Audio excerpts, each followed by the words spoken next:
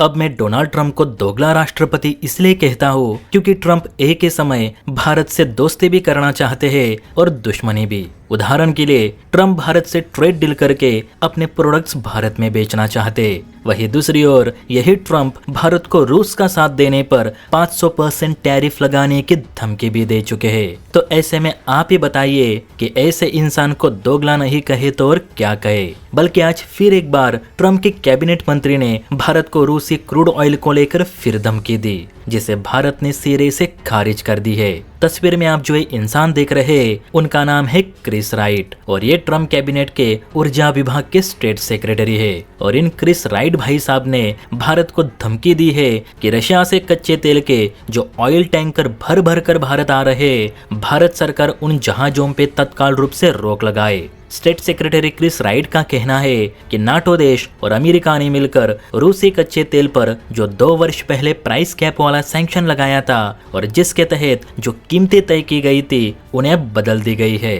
दरअसल जब यूक्रेन युद्ध शुरू हुआ था तो रूसी तेल का बहिष्कार करते हुए सभी नाटो देशों ने रूसी तेल की कीमत $60 प्रति बैरल रख दी थी, जबकि मार्केट में इसी तेल की कीमत 90 से 120 बैरल प्रति डॉलर है। प्राइस कैप सैंक्शन लगाने के पीछे मकसद ही यही था कि रशिया तेल तो बेचे लेकिन उससे कोई मुनाफा ना कर सके।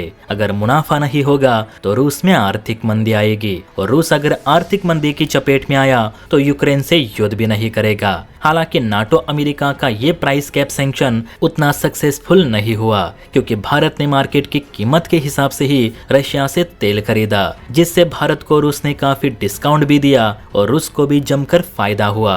अब इसी बात से गुस्सा होते हुए नाटो देशों ने प्राइस कैप की कीमत 60 से घटाकर 40 कर दी है और अब भारत से भी कहा गया है कि अब भारत भी इसी कीमत में रशिया से कच्चा तेल खरीदे, वरना कड़े प्रतिबंधों का सामना करना पड़ेगा। अब इन धमकियों पर भारतीय विदेश मंत्रालय के प्रवक्ता रणधीर जायसवाल ने जवाब देते हुए कहा कि हमारे लोगों की ऊर्जा जरूरतें पूरी करना भारत सरकार की सबसे बड़ी प्राथमिकता है, जिस कारण इस मामले में किसी भी तरह के दोहरे मापदंड को भारत नहीं अपनाएगा।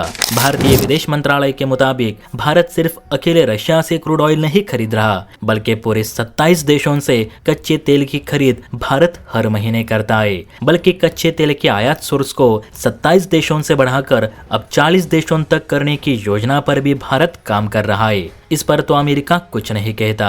रूस अमेरिका का विरोधी देश है, ना कि भारत का। जब अमेरिका अपने सहयोगी देशों से मनचाही डील कर सकता है तो भारत को भी ये पूर्ण अधिकार है कि वो अपने मित्र देशों के साथ बेझिझक व्यापार करे। इसमें नाटो या अमेरिका दखल ना दे।